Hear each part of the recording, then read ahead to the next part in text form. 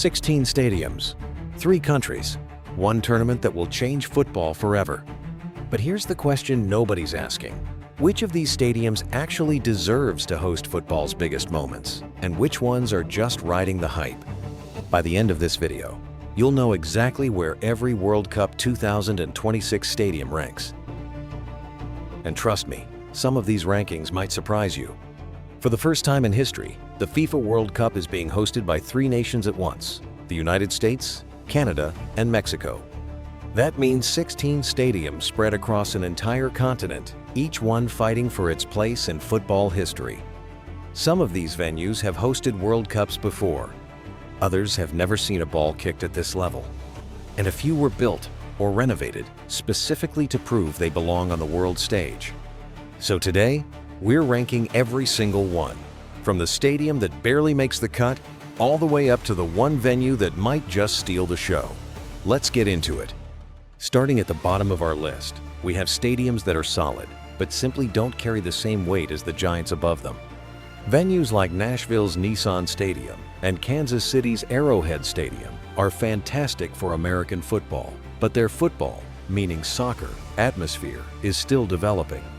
Great facilities, passionate new fan bases, but they're still writing their World Cup story rather than continuing one. Moving up, we start hitting stadiums with real football pedigree. Toronto's BMO Field represents Canada's growing football culture. It's smaller in capacity, but what it lacks in size, it makes up for in intimacy and noise. Canadian fans have been starving for a moment like this, and this stadium will feel electric. In the middle of our rankings, we find the venues that quietly do everything right. Seattle's Lumen Field, for example, already has one of the loudest crowds in North American sports. Add World Cup atmosphere to that, and you've got a genuine sleeper pick for unforgettable matches. Then we start climbing into legendary territory. Estadio Azteca in Mexico City isn't just a stadium, it's a monument. This is the only stadium in history to host 2 World Cup finals, in 1970 and 1986. This is where Diego Maradona scored the hand of God and the goal of the century in the same match. When Mexican fans walk into Azteca for 2026, they're not just watching football, they're stepping into history. Near the very top, we have MetLife Stadium in New Jersey, the venue chosen to host the World Cup final itself. With a capacity of over 82,000, cutting-edge infrastructure, and its location just outside New York City, this stadium is built for a moment. It's modern, it's massive, and on July 19th, 2026, it will make history. But sitting right at the top of our list is a stadium that combines history, capacity, and pure football emotion better than any other. AT&T Stadium in Dallas.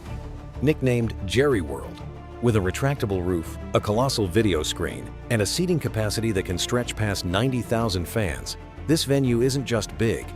It's genuinely built to host football's grandest matches. Expect this stadium to host some of the tournament's most pivotal games. Here are a few facts that might genuinely surprise you. First, this will be the first World Cup ever hosted across 3 countries simultaneously.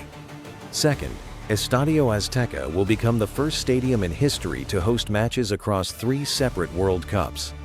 Third, several of these stadiums, including MetLife and AT&T Stadium, were originally built for American football, not soccer, meaning temporary pitch installations and specialized turf systems had to be engineered specifically for this tournament. And finally, the total combined seating capacity across all 16 stadiums is enough to fill a mid-sized city almost twice over. Understanding these stadiums isn't just trivia, it's context.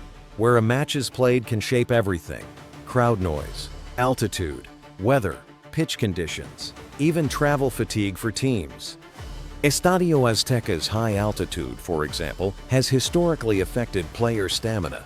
Northern stadiums like those in Canada could see cooler, more controlled conditions ideal for high-tempo football.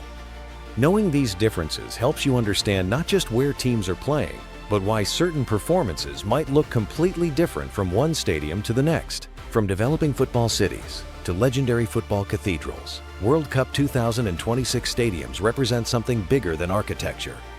They represent football's expansion into new territory while honoring the sport's deep-rooted history.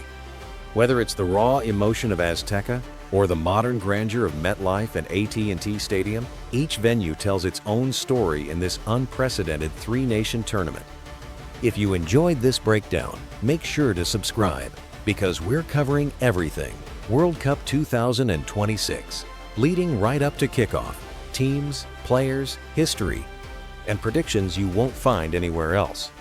Drop a comment letting me know which stadium you think will have the loudest atmosphere, and I'll see you in the next video.